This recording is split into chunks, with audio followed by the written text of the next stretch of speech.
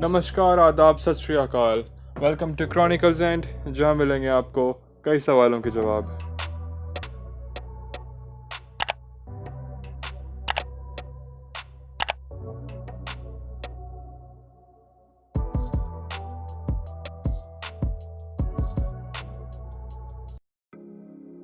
आप में से कईयों ने अंग्रेज़ों द्वारा भारत पर कब्जा करने की किस्से कहानी सुनी होंगी। ये कैसे उन्होंने मसालों का व्यवसाय करते करते भारत के राजाओं महाराजाओं को आपस में लड़वा दिया और अंत में उन्हें अपने ताकत और पैसों से खरीद लिया।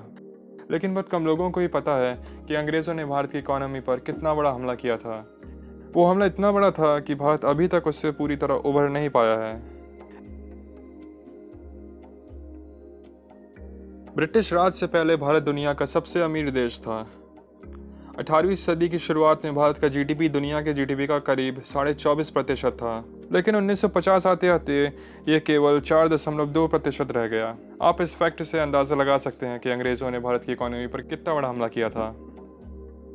ब्रिटिश राज से पहले भारत दुनिया का सबसे बड़ा टेक्सटाइल एक्सपोर्टर भी था। यहाँ तक कि रोमन एम्पायर तक भारत से कॉटन, मसलिन, लिनन जैसे कई तरह के कपड़े खरीदता था। भारत के कपड़ों की क्वालिटी इतनी बेहतरीन थी कि स्वयं ब्रिटेन के लोग ही इस कपड़ों को बड़ी मात्रा में खरीदने लगे। इसके कारण ब्रिटेन में बनने वाले कपड़ों की बिक्री बहुत ही कम हो गई। ब्रिटेन की सरकार ने इस परिस्थिति से निपटने के लिए भारत के टेक्सटाइल एक्सपोर्ट्स को रोकने लगी। ब्रिटिश सरकार ने भारत के टेक्सटाइल एक्सपोर्ट्स को रोकने के लिए भारतीय जुलाहों के हाथों और अंगूठों को कटवा दिए, जिसके कारण भारत के टेक्सटाइल एक्सपोर्ट्स में भारी गिरावट आई और इंडियन इकॉनमी गिरने लगी। कई बड़े राज्य जैसे मुर्शिदाबाद, ढाका आदि की जनसंख्या कम होते गई और ये जुलाहे अपना बचा हुआ जीवन जीने के लिए छोटे गांवों में चले गए।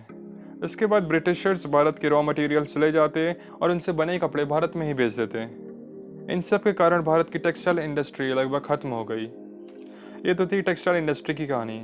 ऐसी ही हालत अंग्रेज़ों ने भारत के steel industry, ship manufacturing industry सहित कई इंडस्ट्रीज की कर दी। Declining share of world economy. British economist Angus Maddison के अनुसार सन 1700 में भारत की जीडीपी लगभग 24.5% थी, जो 1950 में घटकर करीब 4% रह गई। ऐसा इसलिए हुआ क्योंकि ब्रिटेन ने भारत के उद्योगों को बढ़ने नहीं दिया।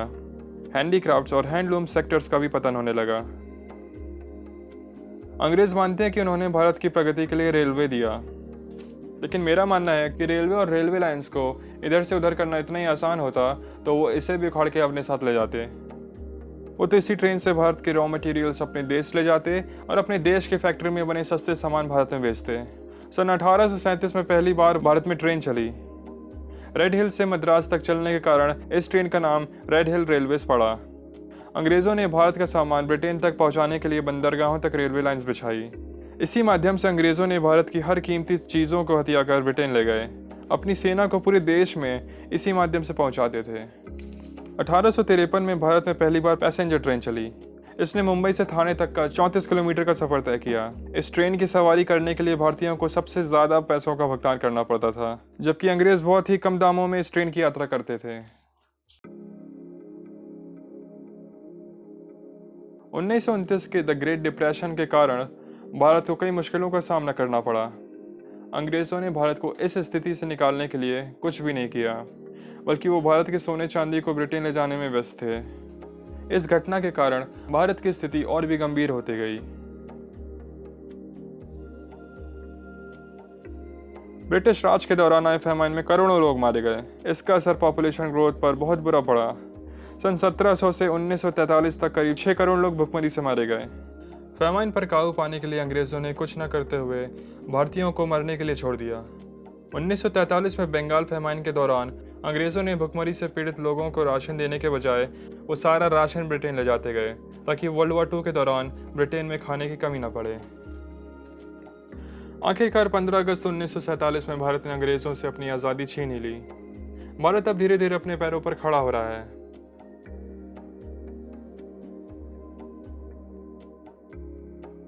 भारत ने बहुत मुश्किल से अपनी अर्थव्यवस्था को बेहतर किया है।